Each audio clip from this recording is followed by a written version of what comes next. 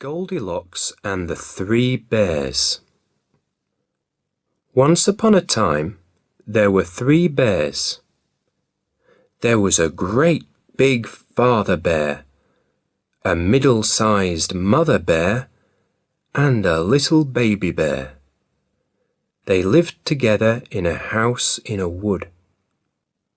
One morning, Mother Bear made porridge for breakfast and filled 3 bowls with it. There was a great big bowl for Father Bear, a middle-sized bowl for herself, and a little bowl for Baby Bear. At first, the porridge was too hot to eat. The bears did not want to burn their mouths, so they went for a little walk in the wood while their porridge cooled. That day, a little girl went for a walk in the same wood. She had golden curls, and everybody called her Goldilocks. Sometimes she stopped to pick a flower or to listen to a bird. Soon she came to the house where the 3 bears lived. "Oh, what a lovely little house," said Goldilocks. "I wonder who lives here." She knocked at the door, and, as there was no answer, she knocked again and again. Then she peeped through the keyhole. But of course the 3 bears were out for a walk. There was no one to open the door. "I'll just look inside," thought Goldilocks. "The door is not locked." So she lifted the latch, opened the door, and went in.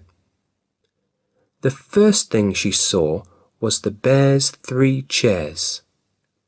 She climbed into Father Bear's great big chair. "Oh, it's too hard," she said. Then she tried Mother Bear's middle-sized chair. "Oh, it's too soft." Then she sat down in Baby Bear's little chair. "Oh, it isn't too hard and it isn't too soft. It's just right." But Goldilocks was too heavy for the little chair, and she broke the bottom out of it. Then Goldilocks smelt porridge, and she saw the 3 bowls of porridge on the table. She was very hungry, as she had not had any breakfast. "I'll eat a little," she said. First, she tried the porridge in Father Bear's great big bowl, but it was too hot. Next, she tried the porridge in Mother Bear's middle-sized bowl, but that was too cold. Then she tried the porridge in Baby Bear's little bowl. It wasn't too hot and it wasn't too cold. It was just right. And Goldilocks ate up all the porridge in Baby Bear's little bowl. Then Goldilocks decided to go upstairs and see what was there. She saw 3 beds. Father Bear's great big bed, and Mother Bear's middle-sized bed, and Baby Bear's little bed. They were all neat and tidy. First, she lay on the great big bed. "Oh, it's too hard." Then she lay on the middle-sized bed. "Oh, it's too soft." Then she lay on the little bed. "Oh, this bed isn't too hard and it isn't too soft. It's just right." Goldilocks was so comfortable that she soon fell fast asleep, with her head on Baby Bear's pillow. After a while, the 3 bears came back from their walk. They thought their porridge would now be cool enough to eat. As soon as they entered the house, Father Bear saw that his chair was not in its right place. "Someone has been sitting on my chair," he said in a great big voice. Mother Bear saw that her cushion was rumpled. "Someone has been sitting on my chair," she said in a middle-sized voice. Then Baby Bear had a look at his chair. "Someone has been sitting on my chair and has broken the bottom right out," he said in his little baby voice. Then they looked at their bowls of porridge on the table. Father Bear saw that his spoon was not in its place. "Someone has been eating my porridge," he said in a great big voice. Mother Bear noticed that her spoon was in the bowl. "Someone has been eating my porridge," she said in a middle-sized voice.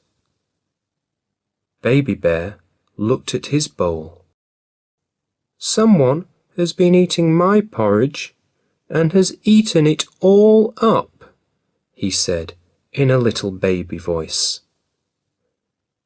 "Let's go upstairs and look at the bedroom," said Father Bear, and they all went upstairs. Father Bear saw that his blanket was rumpled. "Someone has been lying on my bed," he said in his great big voice. Mother Bear saw that her pillow was not quite in its place. "Someone has been lying on my bed," she said in a middle-sized voice. Then Baby Bear looked at his bed. "Someone has been lying on the bed and she's lying there still," he cried in a little baby voice. Now, when Father Bear was speaking, his great voice sounded deep like thunder, but Goldilocks did not wake up. When Mother Bear was speaking in her middle-sized voice, it sounded like the wind in the trees. But Goldilocks did not wake up. Only when Baby Bear cried in his shrill baby voice, Goldilocks woke and sat up in bed. She was very surprised and frightened to see 3 bears in the room with their little eyes on her.